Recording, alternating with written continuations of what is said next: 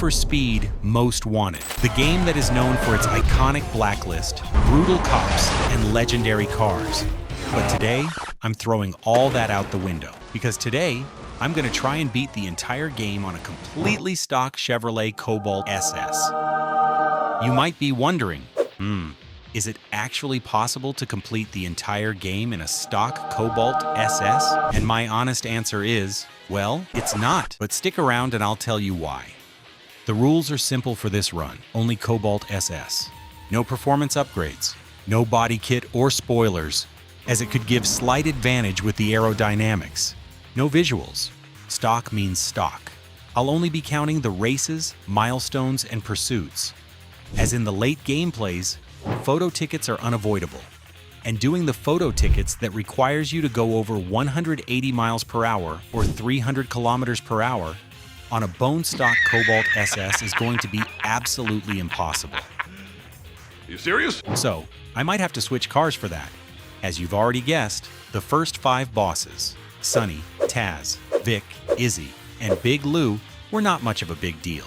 Just time-consuming. When you get to Baron, however, things get a little rough. His first run was easy, no complaints. However, when it comes to his drag race, that's where the rough part begins. You see, going into a drag race without any upgrades, especially nitrous, against a Porsche is an absolutely dumb idea. Yet, here I am doing exactly that. I still tried it out normally, a couple of times, relying on luck, but no luck was found. The other strategy was to get in front of Baron and push him into the wall sideways, so that he would get stuck on the wall and get an easy win, as demonstrated by Kuru HS in his stock car Nuzlocke challenge. But no matter how many times I tried, I couldn't get a head start, just in time to activate the speed breaker. So I restarted again and again until Baron crashed eventually. Next in line was EARL, the guy who's notorious for his ridiculous rubber banding. He's truly one of the most challenging bosses to defeat, even during a standard playthrough. And now, here I am, attempting to conquer him in a stock Cobalt. His requirements weren't too difficult. They mainly consisted of toll booth and circuit races. I completed all the milestones in a 7-minute pursuit run. Then came the boss race. The initial attempt was somewhat tricky, as my car tends to slow down around corners, and his track features quite a few of them. As a result, he edged me out by just 1 mile per hour. So I restarted and secured the win. I took a deep breath and prepared for the second race, which is notorious for his extreme rubber banding. Not gonna lie, during the initial race, I maintained first place up until about the 37% point, but he managed to pass me at the 38% mark and quickly left me far behind. After reaching the 50% mark, he activated that crazy rubber band and sped ahead, always keeping a distance of 1,000 feet between us. Realizing I had no chance, I decided to restart. The second race was quite similar, with him leading from the start. The only difference was that I managed to stay close enough to prevent him from creating a significant gap. I was right behind him until the 81% mark. Then he slowed down for a corner, allowing me to take the lead. I defended my position strongly and utilized the speed breaker effectively to maintain my speed through the corners. He made a mistake at a corner around the 92% mark, which gave me enough of a lead to secure the victory. So, to answer the question, can you beat EARL in a stock Cobalt? Yes, it is definitely possible. You might need to block him and restart a few times, but it can be done. Next up was Jules, and her prerequisites were quite manageable. The first 4 races were completed consecutively, and during the 4th race, which had a high caught probability, I achieved 3 milestones as well. After that, I finished a toll booth race and met the race criteria. It was now time to focus on the milestones. Having already completed 3, I only needed 1 more and began another pursuit that required 4th heat level for spike roadblocks. I still managed to accomplish that milestone in a 4-minute chase, and then Jules were ready for the race. The first race was relatively straightforward, and I had a significant lead nearing the finish line. However, feeling overconfident, I neglected to use the speed breaker for a turn, which caused me to hit a wall and then collide with a hidden corner that robbed me of my speed and lead. I restarted the race, and on my second attempt, I effectively utilized the speed breaker and secured the victory. Then, it was time for the second race, the drag race. During the first attempt, I noticed a vehicle crossing the racing line horizontally, which hindered Jules and caused her to slow down slightly. I decided to restart. On the second run, the same thing happened, but she was still too fast for me to catch up.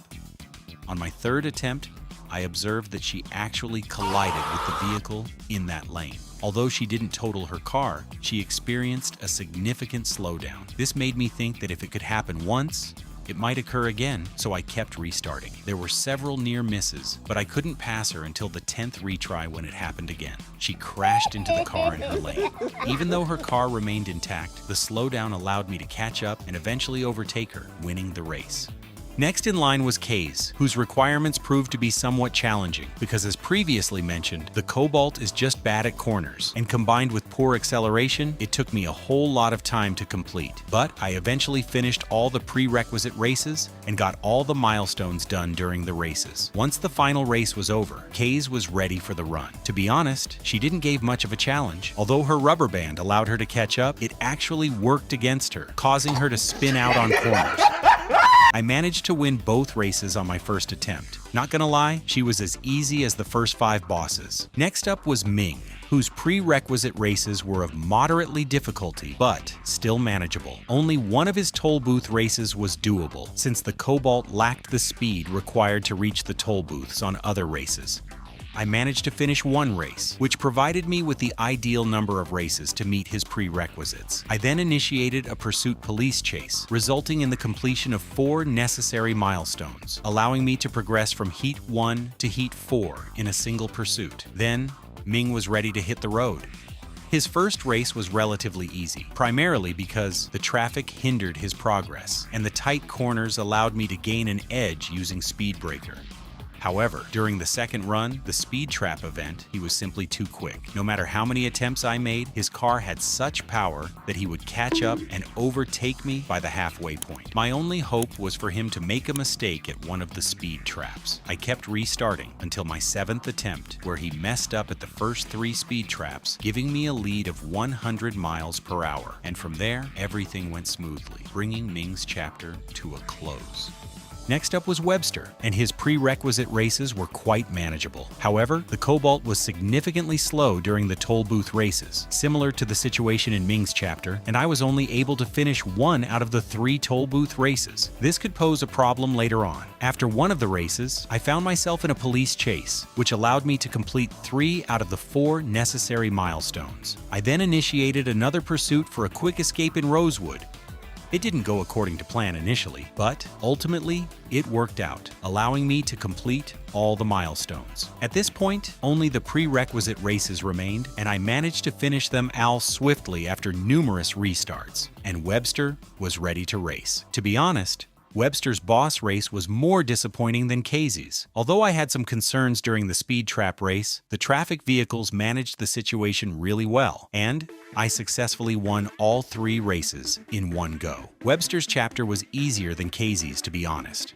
Up next was JV, and his prerequisites were the ones that broke the streak. The first 4 races were manageable, and I completed them after a couple of tries. The rest, not so much. I wasn't able to complete any of the toll booth races, as it required me to be faster. But no matter how many times I tried, I wasn't fast enough, even for other races. So after a 11 Blacklist streak, JV was the one to stop the run. So the first time I had to switch to the Gallardo, which I got from MING to complete the races. I used it to complete all the 3 toll booth races, and completed a speed ticket as it was required for the 5th milestone, and the Cobalt wasn't fast enough to get any photo ticket. I switched back to the Cobalt real quick and did his milestones while I'm in the Cobalt and got on to race with JV. Not gonna lie, the first race was hard due to JV's Viper having really good acceleration and the Rubberband helping him in between. It was so bad that I had to restart 15 times just to win the first race. It took him 15 restarts to mess up on 1 speed trap. Eventually he messed up and I won the race with a close call. The second race was the one I was afraid of, the drag race. As I already said before, going to a drag race without nitrous is just a stupid idea. Still, I did the run and I totaled on the first race on the container truck. I was ready to restart until JV crashes, but to my surprise, he got affected by a glitch in the game and he actually swerved, hit the wall, and totaled his car on the second run. I then slowed down and won the race easily. His last race was the same as the first one. Once he's in the lead, he's just gone. Can't catch up to him no matter what. But it was only for the first round. After a quick restart, the second run was much smoother, as he was constantly braking due to traffic, which gave me enough time to catch up. And I won the race on my second try, and JV's chapter was closed. Next up was Ronnie, and my lack of completion on JV's chapter regarding the stock car inspired me to fully tackle Ronnie's chapter featuring the stock Cobalt. I managed to win all 8 races using just the stock Cobalt, which took me a total of 5 hours and 30 minutes, only for the races. After that, I started a pursuit run lasting 14 minutes, which allowed me to clear all 4 milestones, but I needed 1 photo ticket. I was unable to achieve this with the stock Cobalt, so I switched to the Lamborghini for that, and then it was time to race Ronnie. The first race was challenging because he was rubber banding during the final lap, resulting in 2 restarts. On the second lap of my third attempt, he hit a glitch that caused him to clip through the road and end up on top of the bridge. Seeing this was somewhat relieving, as it suggested he would be delayed there, making my victory seem easier. However, I soon realized this glitch only helps in normal runs. After the glitch, I had a 4,000 feet lead, but he managed to fix the glitch and activated his ultra rubber banding. I was still 4,000 feet ahead when I began the third lap, but by the end of it, he was right behind me. It was astonishing to see him catch up with such a significant lead in just 1 lap. I failed to block him, and he ended up winning, forcing me to restart. After another attempt, on the 5th try of the first race, a different glitch occurred, which worked to my advantage. He kept hitting the split road at the end and loses control of his car, giving me a significant lead. Although he caught up to me with his rubber banding about halfway through the lap, the same glitch continued to occur, leading to an easy victory for me. The second race was much simpler. Thanks to traffic and my strategic use of the speed breaker, I won on my first attempt. In the final race, he made a mistake at the end of the last lap, which allowed me enough space to cross the finish line first, putting Ronnie out of the competition. Then came Bull. His prerequisites are the ones that makes this challenge absolutely impossible. Most of his prerequisites races takes place in the highway, so it was absolutely impossible for the Cobalt to catch up to other racers on the straight stretch. And the traffic cars weren't going to help the opponents slow down as in normal race, because they are spaced out due to the race being on the highway. And there weren't many tight corners that requires the other racers to slow down. Still, I tried my best for about 2.5 hours, and I could only complete 1 race. So Bull is the absolute stop of the stock Cobalt run. So I switched back to the Lambo and completed 4 races. And in the middle of the 5th race, I realized I didn't do any milestones. So I stopped, jumped back to the safe house, selected the Cobalt again, and started a pursuit. 6:30 minutes in, and I found myself boxed in by Heat 5 cops and got busted in a long time. I used the free get out of jail marker, as I had 7 of them lying around. Then I started another pursuit, and I'm already busted. Then I started another chase and got busted again and again. I got busted 6 consecutive times, and on the 6th time of getting busted, I decided to use cash instead of marker to lower the heat. Then I started another chase, which ended at 14 minutes and completing 4 milestones. Then I changed back to the Lambo, as I need to complete the other races as well as complete the required photo ticket as well. I got straight back into the Cobalt, as Bull was ready for the race. His first race was a little struggle, as his car had faster acceleration, and he pulls away on the slightest straight paths. It was a struggle, but I did win after 4 restarts. The second race was much worse. He would always catch up and take the lead after the 60% mark. He was impossible to catch after that. It took me 16 tries, and eventually I won the race on the 16th run. The third race was actually chill. I restarted at the start because I wasn't getting a good start. After the third restart, I got a decent lead and reduced his speed by ramming him into the wall a little and followed him behind. At the halfway point, I took the lead and won the race. Finally, Bull's chapter came to an end. Finally, it was time to face Razor himself. His chapter proved to be quite a challenge for the Cobalt. The AI racers significantly outpaced the Cobalt on straightaways, giving them a considerable advantage. However, after grinding through for 2.5 hours, I managed to complete 4 of his races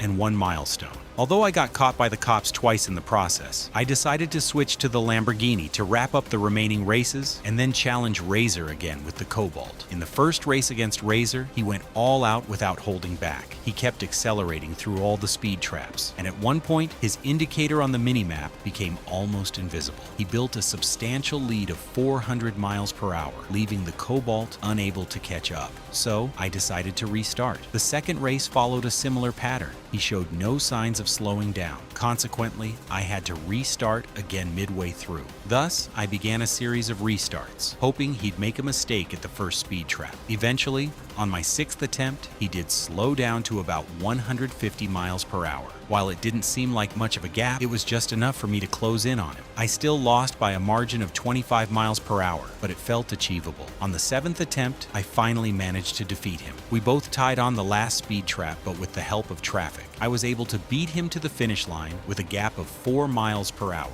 Next up was the drag race, and I didn't have much faith in my chances. I figured I'd have to keep restarting until he crashed, because that seemed to be the only way to win. To my surprise, after just one restart, he indeed crashed. LOL. Then came the third race. I resorted to a well-known glitch in the game, because why not? I took a shortcut, but still ended up losing. After restarting, I decided to give Razor a gift for giving me a push, and completed the race. The following race was the toughest of them all, the circuit race. It took me a staggering 26 tries to win. Yes, you heard that right, 26 restarts. On my 13th attempt, I discovered a glitch. If I blocked his path at just the right angle, he would crash into a tree, allowing me to take the lead. I desperately needed that since my car just happened to slow down significantly on all turns, as I mentioned earlier. I utilized that glitch and finally won the race on the 26th attempt. Lastly, there was the sprint race. Compared to the circuit race, it wasn't nearly as challenging, but the terrain still posed some difficulties. After a few restarts, I managed to win on my 9th run.